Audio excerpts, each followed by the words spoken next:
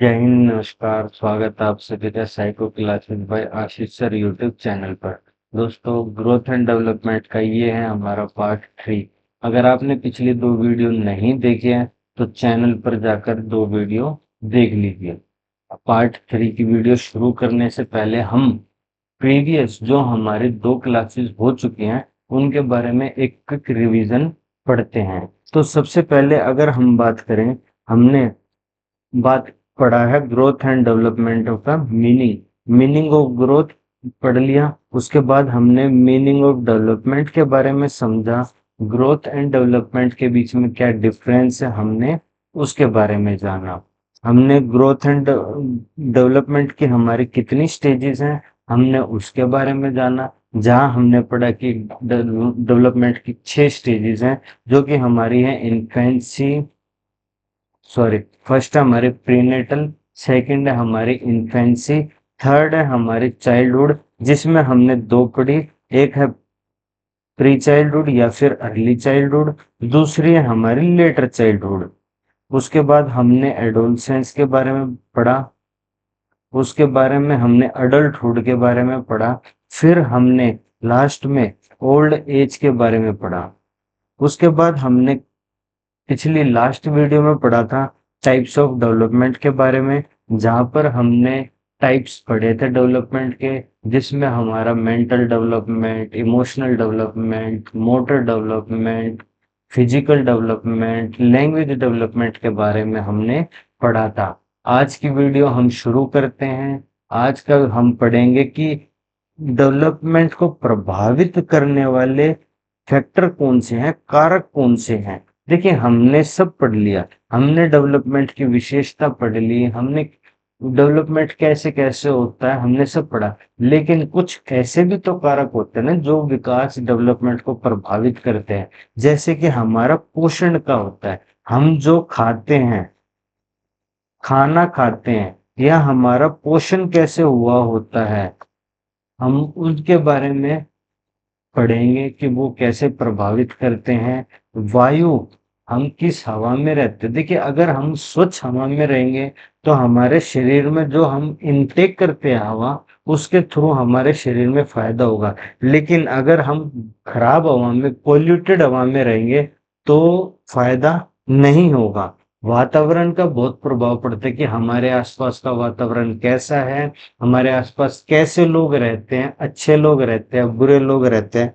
Heredity का भी असर पड़ता है कि हमारे जो पूर्वजों के जो हमें अंश मिले हैं, जीन्स मिले हैं, उनका हमारे ऊपर कैसा प्रभाव पड़ता है। हमारी प्रजाति कैसी है, बुद्धिमान प्रजाति के लोग हैं या फिर नॉर्मल लोग हैं, उसका भी असर पड़ता है। हमारा जेंडर कौन सा है उसका भी असर पड़ता है। हमारी इंटेलिजेंस कैसी है उसका भी असर पड़ता है। ये सारे कारक हमारे जो हैं वो डेवलपमेंट को प्रभावित करते हैं। जैसे कि न्यूट्रिशन क्या है, अभी हमने बात करा था हमारा खान पान जो है उससे जो हमें पोषण मिलता है, न्यूट्रिशंस वैल्यू मिलती है, अगर वो अच्छी मिलती है तो हमारा डेवलपमेंट अच्छा होगा। और अगर हम अच्छा खाना नहीं खाते तो उससे जो हमारे न्यूट्रिशंस वैल्यू है वो धीरे धीरे धीरे धीरे डाउन हो जाएंगे, तो हमारा डेवलपमेंट भी धीरे धीरे डाउन होता चला जाता है। अच्छा खान पान हम अच्छे विकास में मदद करता है। उसके बाद सेकंड, वायु प्रकाश, हम कहाँ रहते। देखिए, शरीर को चलाने के लिए वायु, एयर की बहुत जरूरी है, सनलाइट हमें बहुत जरूरी है, क्योंकि सनलाइट से हमें विटामिन डी मिलता है जो कि हमारे शरीर के लिए बहुत जरूरी है। और अगर हम खुली हवा में रहेंगे तो हमें शुद्ध ऑक्सीजन मिलेगा, वरना तो पोल्यूशन की वजह से तो हमारे शरीर को भी नुकसान है, हमारे डेवलपमेंट विकास को भी नुकसान होता है। हमें वायु और प्रकाश से विटामिन मिलते हैं, ये सभी विकास पर प्रभाव डालते हैं। ठीक है। उसके बाद वातावरण, हम किस वातावरण में रहते हैं। देखिए, अगर हमारा वातावरण अच्छा नहीं है, आसपास के लोग बाग अच्छे नहीं है, हमेशा लड़ते झगड़ते रहते हैं, एक दूसरे को, सॉरी, एक दूसरे को मारते पीटते रहते हैं, तो हम वो चीज देखेंगे तो धीरे धीरे हम भी वही चीज सीखते हैं। लेकिन अगर हमारा वातावरण अच्छा है, हमें आसपास अच्छी चीजें सीखने को मिलती है, हम जहाँ रहते हैं अगर वहां पर हमें अच्छे अच्छे उदाहरण दिए जाते हैं, अच्छी अच्छी बातें सिखाई जाती हैं, तो हमारा विकास भी अच्छा होगा।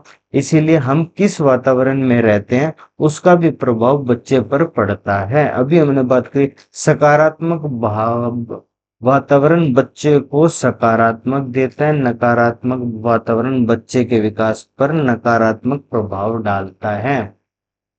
ठीक है। वंशानुक्रम, देखिए अगर वंशानुक्रम की अगर हम बात करें तो वंशानुक्रम कैसे प्रभाव डालता है। तो अगर किसी बच्चे के किसी दादाजी को या परदादाजी को कोई बीमारी है तो जीन्स के द्वारा वो बच्चे के अंदर प्रवेश कर सकती है। जरूरी नहीं है अगर पिताजी को नहीं है और दादाजी को वो बीमारी है तो ऐसा जरूरी नहीं कि पापा को भी होगी, नहीं हो सकती। पापा के थ्रू बच्चे में हो सकती है, क्योंकि हमने अभी हम आगे आने वाली वीडियोस में पढ़ेंगे कि जो हमारा हेरिडिटी वो 4 से 5 पीढ़ियों में वर्क करता है, काम करता है। हमारे जीन्स जो है वो 4 पीढ़ी तक आगे हमारे जीन्स ट्रांसफर हो सकते हैं। अगर हमारे किसी में कोई अच्छा स्ट्रॉन्ग है तो हो सकता है कि हमारी भी हाइट अच्छी हो। अगर अब कोई पहलवान है तो हो सकता है हम भी थोड़े से अच्छे पहलवान टाइप हो। तो हेरिडिटी वंशानुक्रम भी बच्चे के विकास पर प्रभाव डालता है। माता-पिता का भी प्रभाव बच्चे के विकास पर पड़ता है। अगर माता-पिता स्वस्थ होंगे तो बच्चा भी स्वस्थ होगा, और माता-पिता स्वस्थ नहीं होंगे तो बच्चे के विकास पर भी धीमा हो जाता है।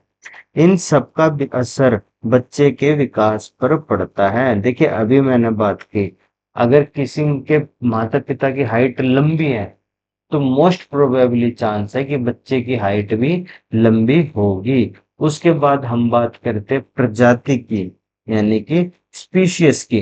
देखिए हम किस प्रजाति के हैं, हम किस प्रजाति से आते हैं, यानी कि हमारा जो हम बुद्धिमान हैं, हम ईमानदार हैं। अगर बुद्धिमान है तो बच्चे को हमेशा अच्छी अच्छी चीजें सिखाएंगे तो बच्चा भी बुद्धिमान होगा। हम ईमानदार हैं तो हम बच्चे को यही तो सिखाएंगे ना कि honesty is the best policy.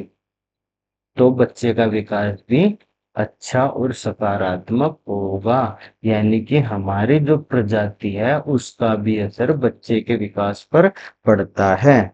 ठीक है।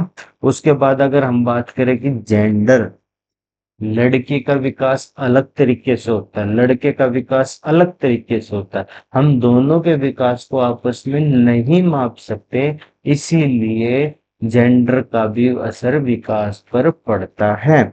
लड़के और लड़की के विकास में भिन्नता पाई जाती है, क्योंकि लड़की की स्किन थोड़ी सॉफ्ट होती है, लड़के की स्किन हार्ड होती है। लड़की अलग क्रोमोसोम से होती है, लड़का अलग क्रोमोसोम से होता है। इसीलिए बच्चे के विकास पर जेंडर का प्रभाव पड़ता है। किसी अवस्था में लड़के का विकास तेज होता है, किसी अवस्था में लड़की का विकास तेज होता है। उसके बाद इंटेलिजेंस, बुद्धि, हमारा जो आईक्यू लेवल होता है जिसके बारे में हम इंटेलिजेंस में पढ़ेंगे, आईक्यू लेवल के बारे में, तो बुद्धि का हमारे विकास पर प्रभाव पड़ता है। अगर हमारी बुद्धि का स्तर जितना ऊंचा होगा हमारा विकास उतना ही ज्यादा होगा। बुद्धि का असर भी विकास पर पड़ता है, जितना बुद्धि का स्तर ऊंचा होगा उतना ही हमारा सामाजिक, नैतिक, संवेगात्मक विकास ज्यादा होगा। ठीक है। ये आप सारे नोट्स जो आप बनाते हैं वो आप क्लास नोट्स के थ्रू बनाइए। मैं नोट्स भी प्रोवाइड करा रहा हूँ, हर एक शब्द, हर एक पॉइंट का मैं नोट्स भी प्रोवाइड करा रहा हूँ। अगर नोट्स बनाने तो आप नोट्स बनाए, नहीं तो जो मैं समझा रहा हूँ आप उसके थ्रू नोट्स बनाइए। और अगर कोई प्रॉब्लम आ रही है तो नीचे कमेंट में पूछिए, मैं आंसर जरूर दूंगा। ठीक है। अब हम सिद्धांत के बारे में बात करेंगे, चाइल्ड डेवलपमेंट के क्या क्या सिद्धांत होते हैं उनके बारे में बात करेंगे। देखिए सबसे पहले होता है समान प्रतिमान का सिद्धांत, प्रिंसिपल्स ऑफ यूनिफॉर्म पैटर्न, समान प्रतिमान का सिद्धांत। इसमें गैसेल साहब कहते हैं दो व्यक्ति समान नहीं होते, परंतु विकास का जो दर है वो समान होता है। अब कैसे समान होता है, देखिए अगर एक बच्चा जब जन्म लेता है, एक बच्चा जब जन्म लेता है तो जन्म के टाइम पर सारे बच्चे समान होते हैं, है ना। फिर धीरे धीरे बच्चे का शरीर में पहले सिर जो है, गर्दन वो बहुत कच्ची होती है। धीरे धीरे बच्चा उसको सेट करता है, फिर कमर सेट करते हैं, फिर पैर सेट करते हैं, फिर हाथ सेट होते हैं।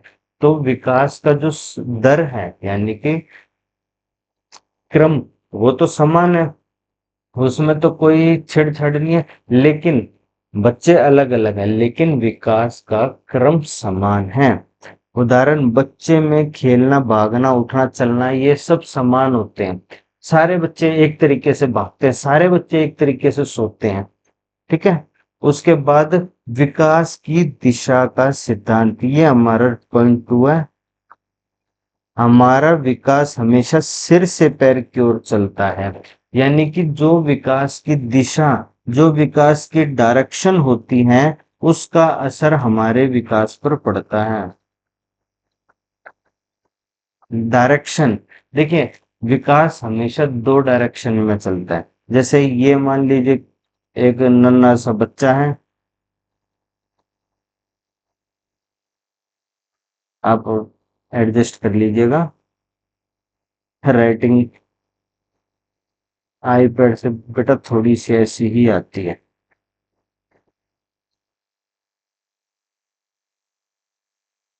देखिए ये बच्चा है।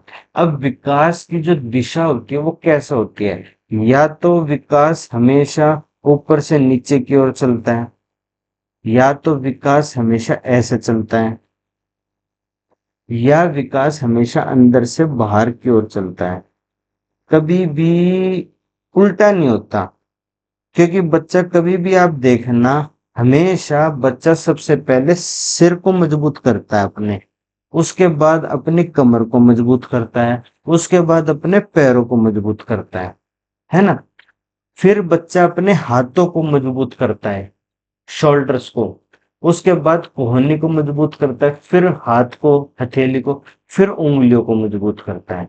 तो विकास की जो दिशा है, जो डायरेक्शन है, वो हमेशा एक समान हो नहीं, सॉरी, विकास की जो डायरेक्शन है वो हमेशा समान होती है। विकास डायरेक्शनल होता है, कभी भी हमेशा बिना डायरेक्शन के कभी भी नहीं होगा। किसी व्यक्ति के पैर कभी भी नहीं पहले मजबूत होंगे, पहले गर्दन मजबूत होगी।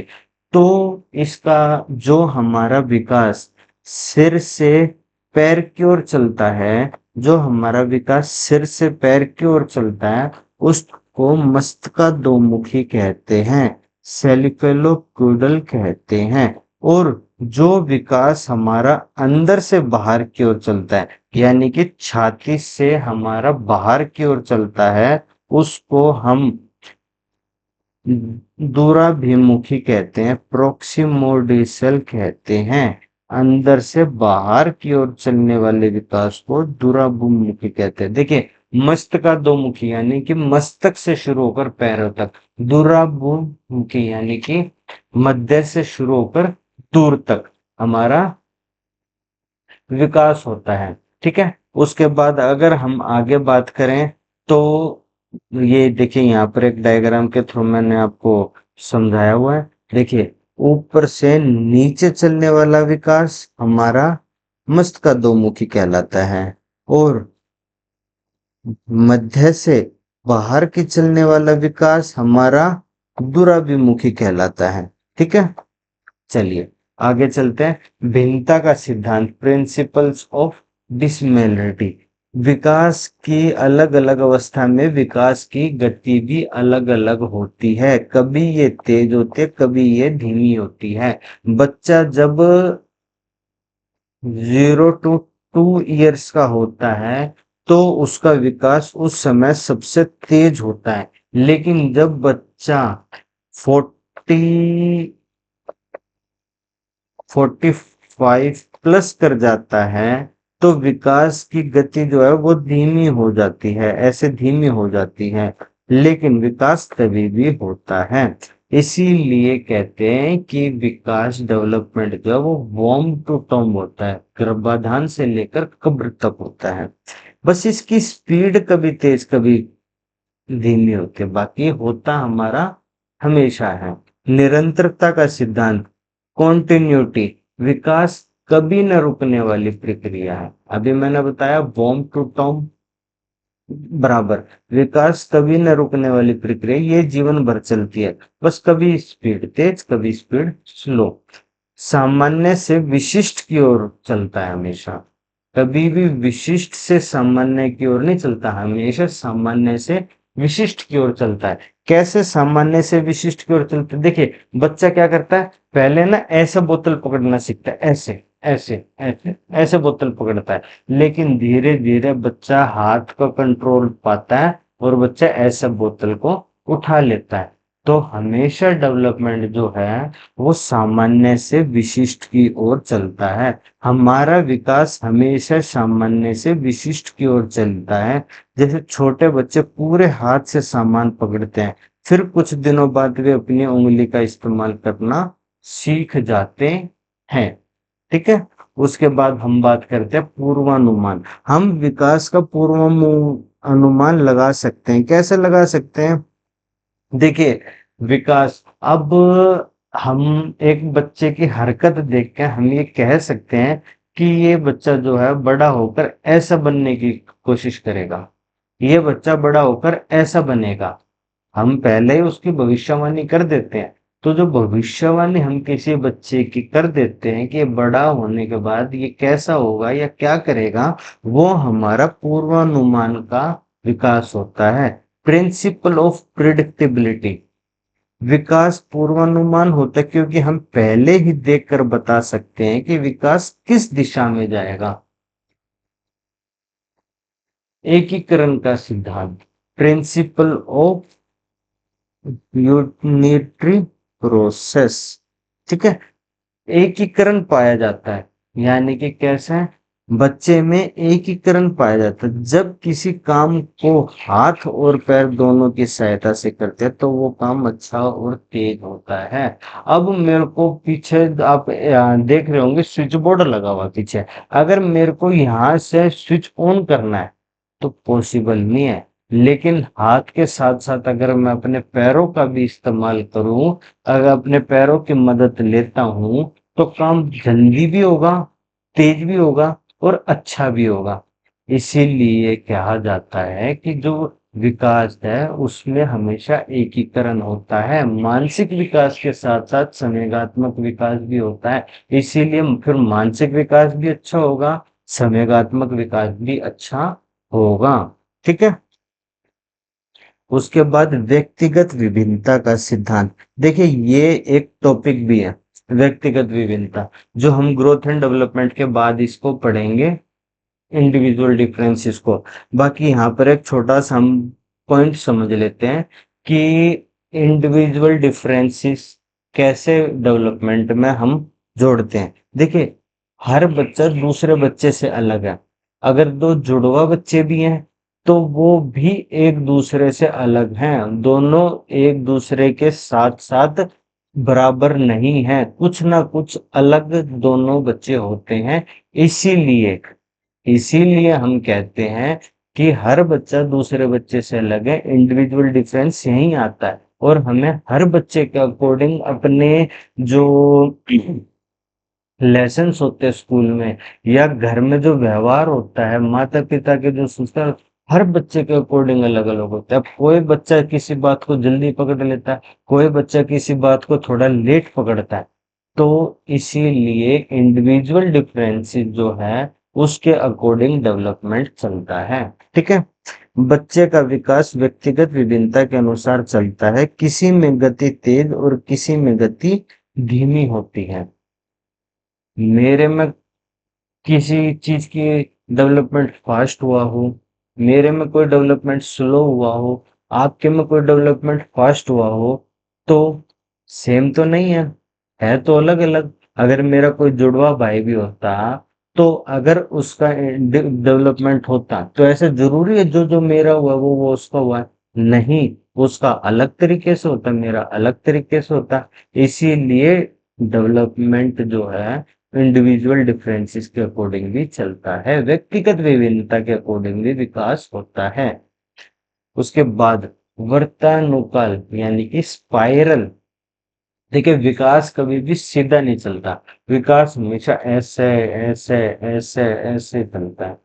इससे क्या होता है, विकास हुआ, थोड़ा सा घुमाव आया तो थोड़ी देर वो धीमा हुआ, फिर घुमा, फिर घुमाव आया, फिर धीमा हुआ। इससे क्या होता है, विकास हुआ, थोड़ी देर विकास रुकता है, व्यक्ति जो विकास व्यक्ति के अंदर हुआ है वो उसको स्टेबल करता है, स्टेबल करने के बाद फिर आगे बढ़ता है, फिर विकास हुआ, फिर स्टेबल हुआ, फिर आगे बढ़ता है, फिर विकास हुआ, फिर स्टेबल हुआ, फिर आगे बढ़ता है, फिर विकास हुआ, फिर स्टेबल होता है। इसको हम स्पाइरल वर्सेस कहते हैं। विकास कभी भी रेखीय नहीं होता, सीधा कभी भी नहीं होता, क्योंकि विकास में बहुत होते हैं ना, हमने भी पीछे पढ़े थे types, moral development, mental development, emotional development. तो कभी कोई विकास तेज होता है, कभी कोई विकास स्लो रहता है, फिर कभी कोई विकास स्लो हो जाता है तो कोई विकास तेज हो जाता है। तो कभी भी एक समान नहीं होता, एक लाइन में नहीं चलता, हमेशा गोल गोल स्पाइरल की तरह घूमता रहता है, हमेशा स्पाइरल की तरह घुमावदार होता है। विकास की गति समान नहीं होती, ये कभी तेज तो कभी धीमी होती है। देखिए, ये यहाँ से ऐसे गोल गोल गोल गोल घूमता घूमता घूमता घूमता ऐसा घूमता है। विकास हमेशा स्टार्ट होता है, फिर घूमता है, फिर घूमता है, फिर थोड़ी देर बाद रुक जाता है, फिर घूमता है, फिर थोड़ी देर बाद रुक जाता है, फिर घूमता है, फिर थोड़ी देर बाद रुक जाता है। ठीक है। उसके बाद आता है विकास अंत संबंधित विकास का सिद्धांत, प्रिंसिपल ऑफ इंटर डेवलपमेंट। विकास संपूर्ण रूप से होता है, कभी भी आधा नहीं होता। वृद्धि और विकास जो होता है वो हमेशा संपूर्ण रूप से होता है, और विकास हमेशा इंटर डेवलपमेंट होते हैं, यानी कि अंत संबंधित होता है। अगर मानसिक विकास हुआ है तो जाहिर सी बात है संवेगात्मक विकास भी होगा, अगर संवेगात्मक विकास हुआ है तो जाहिर सी बात है भाषा विकास भी होगा, अगर भाषा विकास हुआ है तो सामाजिक विकास भी होगा, और अगर सामाजिक विकास हुआ है तो बौद्धिक विकास भी होगा ही होगा। ठीक है। ठीक है। जैसे देखिए, उसके शारीरिक मानसिक सामाजिक विकास आपस में अंत संबंधित हैं, सारे के सारे आपस में अंत संबंधित हैं। यहाँ तक हमने पढ़ लिया principles of the child development के बारे में। इससे आगे का लास्ट जो हमारा टॉप पॉइंट बचता है वो हम अगली वीडियो में पढ़ेंगे। आज के लिए इतना ही। देखने के लिए आपका धन्यवाद। वीडियो पसंद आई हो तो लाइक शेयर सब्सक्राइब कर दीजिएगा, और अब चैनल को सब्सक्राइब जरूर करिए, क्योंकि आप सब्सक्राइब करेंगे मेरे को मोटिवेशन मिलेगा, इसीलिए चैनल को सब्सक्राइब जरूर करिएगा याद से। और देखने के लिए धन्यवाद। जय हिंद। बाय। Take care.